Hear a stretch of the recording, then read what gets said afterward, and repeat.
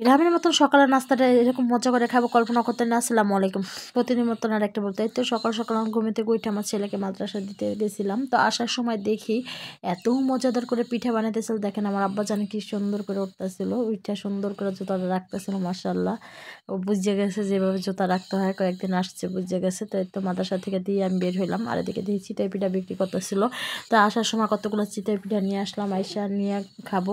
তো এই পিঠাগুলো ভর্তাটা খাইতে আমার একবার গ্রামের কথা মনে পড়ে গেল। কারণ আগে ছোটোবেলা গ্রামে আম্মা পিঠা বানাইতো, তখন এরকম করে গরম গরম সকাল সকাল গরম গরম হাঁসের মাংস কি মুরগির মাংস গরুর মাংস যাই হোক ভর্তা দিয়ে এরকম পিঠাগুলো খাইতাম। পিঠাগুলো খাওয়ার পরে এরকম একবার আজকে খাইতেছিলাম, আর গ্রামের কথা মনে পড়ে গেছে।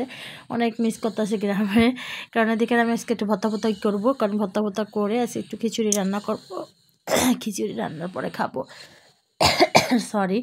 তাই তো চিংড়ি মাছ টেলে নিলাম, সব কিছু টেলে টেলে নিলাম, বেগুন ভেজে নিলাম, ডিম আজকে ডিম রান্না করব, 4 রকমের ভর্তা করবো, সাদা ভাত রান্না করবো। আর কিছুদিন আগে আমি খিচুড়ি রান্না করছিলাম। তো খিচুড়ি চাল আমার মানে পাতিল ভইরা পড়তেছিল, এরকম একটা অবস্থা ছিল। তো আমি কিছু খিচুড়ি উঠাই রাখছিলাম।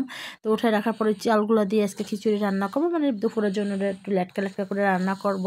আর ফ্রিজে রেখে দিয়েছি, জানিও না নষ্ট হয়ে গেছে কিনা, কিন্তু বের হয়ে করে দেখলাম যে না, নষ্ট হয় নাই। তো ভাবলাম একটু রান্না বান্না করে ফেলাই, তো সমস্যা কি। তো এই তো আমার মশলাগুলো কষানো হয়ে গেছে। মশলাগুলো কষানো দেওয়ার পরে এখন লাউগুলো দিলাম, লাউগুলো দেওয়ার পর সুন্দর করে করলাম। আর এই তো খিচুড়ির জন্য আমি সুন্দর করে সব মশলা একটু একটু করে দিব, যেহেতু আমার খিচুড়ির ভিতরে মশলা ছিল। তো খিচুড়ির ভিতরে মশলা ছিল, তাই ভাবলাম তো খিচুড়ির ভিতরে হালকা মশলাই দিই, যেহেতু পেঁয়াজ মরিচ সব কিছুই ছিল, হলুদও ছিল। তো এই তো দেখেন খিচুড়িগুলো আমি চালগুলো উঠে রাখছিলাম, একটু ফ্রিজে রাখার পর দলা দলা হয়ে গেছে, তাই আমি লাড়াচাড়া দিতেছিলাম ভালো করে। আর এদিকে এই খিচুড়ির সাথে তো ভর্তা বেশ জমবে, এই জন্য ভাবলাম একটু ভর্তা টর্তা করে আনে আর দুপুরের জন্য।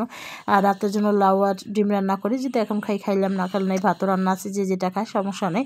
তো এই তো 4 রকমের ভর্তা করছিলাম, ভর্তা করার পর সুন্দর করে খাবো এরকম একটা অবস্থা হয়েছিল। মানে এত মজা লাগছিল আসলেই।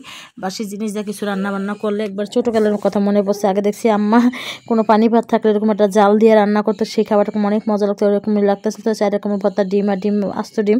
তো এই তো খাওয়া দাওয়া করতেছিলাম, দুপুরে খাওয়া দাওয়ার পরে দিকে আমার ছেলেকে দিয়ে আসতে যে আনারস বিক্রি করতেছিল একটা আঙ্কেল। তো এই আঙ্কেলের থেকে বললাম কত করে পিস, উনি বললো 20 টাকা। আমি বললাম না, 15 টাকা করে পিস দেবো। তো 4টা আনারস 60 টাকা দিয়ে নিয়ে আসছি, কিন্তু আনারসগুলো বিশ্বাস করবেন না, কারণ এত মিষ্টি ছিল। মানে আমরা ওইভাবে ধরে ধরেই খাইতেছিলাম। আর একটু সাদা আসলাম কাপড় জোরের জন্য, সাদা এসে সুন্দর করে সব কিছু একটু ভিডিও করলাম, মানে টুকিটাকি একটু ভিডিও, যেহেতু গাছে পানিও নেই, আবার কাপড় জোরের জন্য আসছি একটু পানি পুনি দিয়ে। তো এই তো বিকেলের নাস্তা চটপটি খাইতেছিলাম। চটপটি খাওয়া সুন্দর করে আমার চটপটি খাওয়া দাওয়ার পরে তো এই তো ছেলেকে পড়তে বসাবো। সবাই ভালো থাকবেন, সুস্থ থাকবেন, আল্লাহ হাফেজ।